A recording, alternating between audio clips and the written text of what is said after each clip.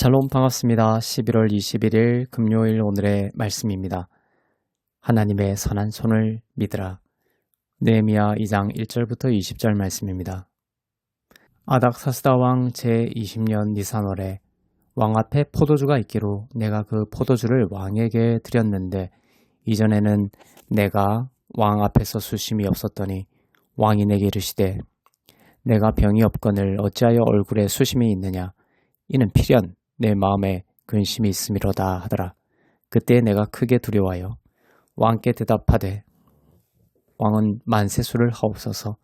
내 조상들의 묘실이 있는 성읍이 이제까지 황폐하고 성문이 불탔사오니 내가 어찌 얼굴에 수심이 없사오리까 하니 왕이 내게 이르시되 그러면 내가 무엇을 원하느냐 하시기로 내가 곧 하늘의 하나님께 묵도하고 왕에게 아뢰되 왕이 만일 좋게 여기시고 종이 왕의 목전에서 은혜를 얻어싸우면 나를 유대 땅 나의 조상들의 묘실이 있는 성읍에 보내어 그 성을 건축하게 하옵소서 하였는데 그때 왕후도 왕 곁에 앉아 있었더라.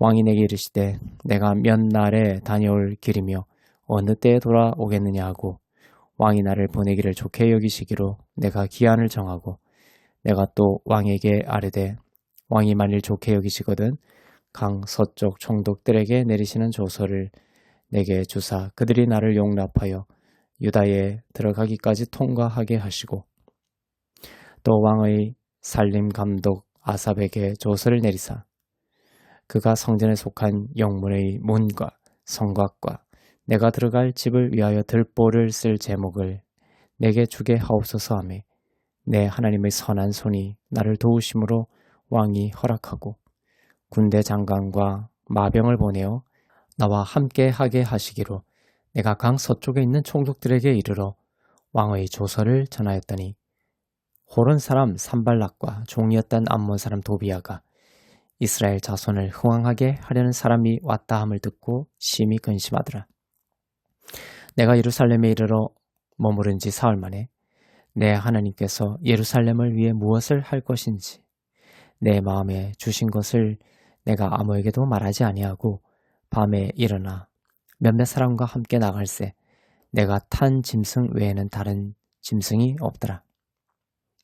그 밤에 골짜기 문으로 나가서 용정으로 분문에 이르는 동안에 보니 예루살렘 성벽이 다 무너졌고 성문은 불탔더라.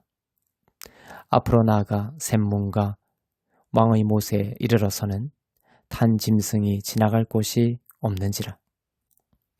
그 밤에 시내를 따라 올라가서 성벽을 살펴본 후 돌아서 골짜기 문으로 돌아왔으나 방백들은 내가 어디 갔었으며 무엇을 하였는지 알지 못하였고 나도 그 일을 유다 사람들에게나 제사장들에게나 귀족들에게나 방백들에게나 그 외에 일하는 자들에게 알리지 아니하다가 후에 그들에게 이르기를 우리가 당한 공경은 너희도 보고 아는 바라.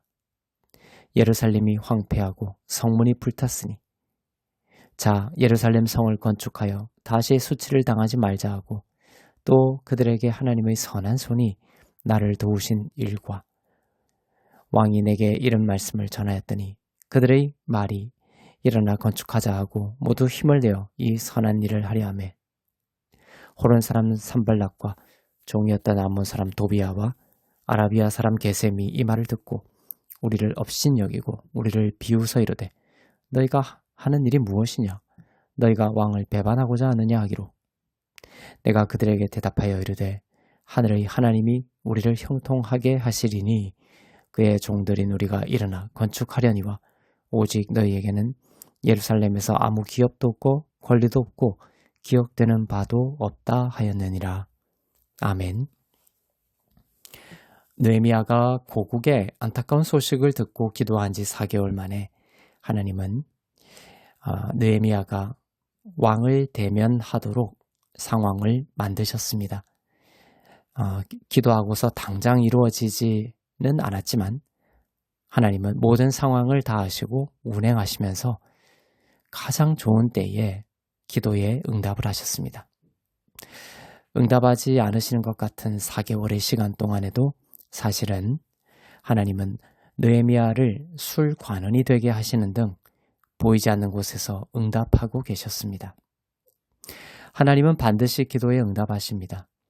그 때와 방법이 우리의 기도대로 되지 않을 때에라도 하나님께는 더욱 좋고 선한 때와 방법이 있으며 반드시 기도에 응답하심을 우리에게 알려주십니다. 4달 동안 기도해온 느헤미야의 얼굴은 무척 상해 있었습니다. 의도적으로 왕 앞에 나간 것이 아니었는데 어느 날 왕 앞에 포도주가 있기에 그 포도주를 왕에게 드렸는데 왕이 느헤미야의 얼굴이 수척해진 것을 보고 말을 걸어온 것입니다. 필연 너의 마음에 근심이 있는 것 같다며 느헤미야에게 왕이 물었습니다. 하나님께서 왕의 마음을 움직였기 때문이죠. 느헤미야의 얼굴이 수척해서라고 말할지도 모르겠지만 느헤미야의 얼굴이 수척하지 않았더라도 하나님은 기도에 응답하시어 왕이 느헤미야를 향하도록 마음을 움직이셨을 것입니다. 우리에게 하나님의 이 같은 선하심을 믿는 믿음이 충만하기를 기도합니다. 시편 23편 6절과 같이 하나님의 선하심과 인자하심이 반드시 나를 따른다는 믿음이 예수를 믿는 우리 가운데 충만하기를 축복합니다. 왕이 물었을 때 느헤미야는 담대히 말하였습니다. 예루살렘의 성읍이 황폐하고 성문이 불탔기에 얼굴에 수심이 있었던 것이다 라고 솔직하게 왕에게 말했습니다. 이러한 수척한 얼굴과 또 이러한 자기 나라에 대한 걱정스러운 말이 왕으로 하여금 도리어 충분히 노여움을 자아내게 할 수도 있었거든요. 그러나 하나님의 선한 손이 임하여 왕은 자기가 신임하고 아끼는 술관원인 느헤미야의 이 모든 말들을 좋게 여기게 되었습니다. 하나님의 은혜가 임하면 이렇죠. 느헤미야는 왕에게 원하는 것을 요구하여 얻어냅니다. 예루살렘에 머물 기한, 중건해야 할 대상, 이를 위해 도움을 줄 목재 관리자의 이름, 예상되는 반대에 대응할 때 필요한 왕의 조서까지 세세하게 요청하였고 왕은 이 모든 것을 들어줍니다. 하나님의 은혜를 의지하는 자들은 하나님의 선하신 손길을 믿는 자들입니다.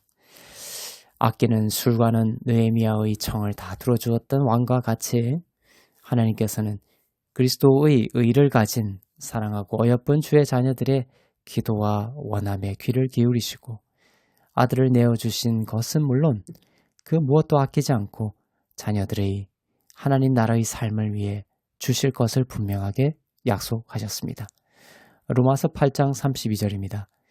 자기 아들을 아끼지 아니하시고 우리 모든 사람을 위하여 내주시니가 어찌 그 아들과 함께 모든 것을 우리에게 주시지 아니하겠느냐. 기도할 때에 이 말씀을 확신하며 기도할 수 있기를 바랍니다.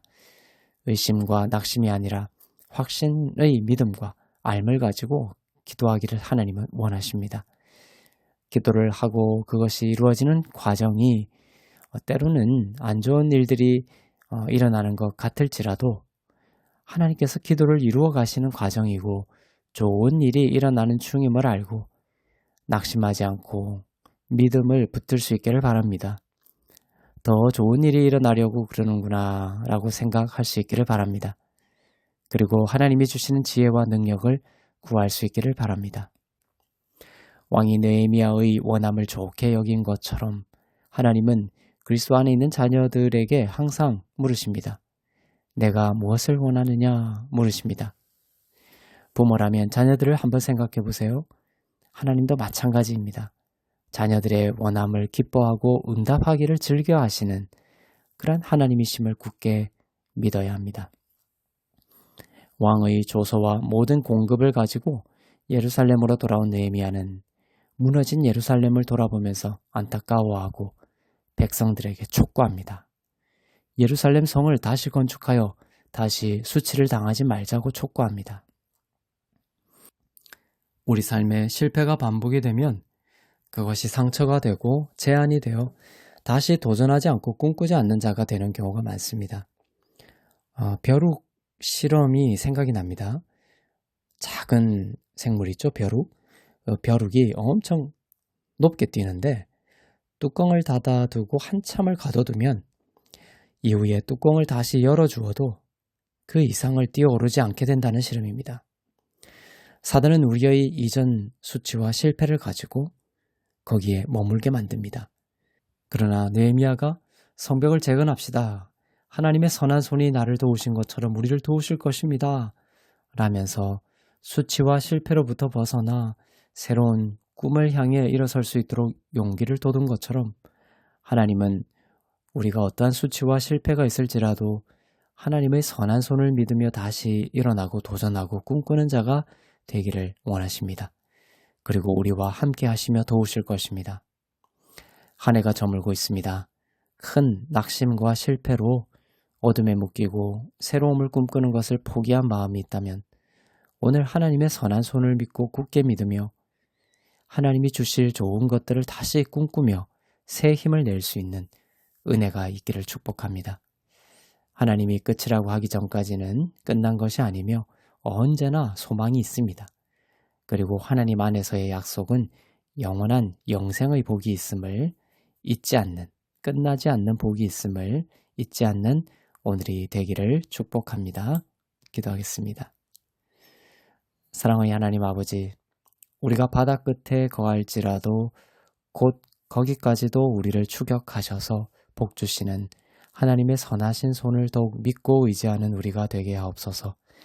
내가 하려는 마음을 내려놓고 우리의 영혼 가운데 온통 하나님의 선하심을 향한 믿음이 가득하게 하옵소서. 사랑하는 성도들에게 세상이 줄 수 없는 지혜와 능력과 평안을 더하시고 주님이 원하시는 것을 원하며 주님이 기뻐하시는 것을 꿈꾸는 자녀들 다 되게 하옵소서. 감사드리며 살아계신 우리 주 예수 그리스도의 이름으로 기도합니다. 아멘.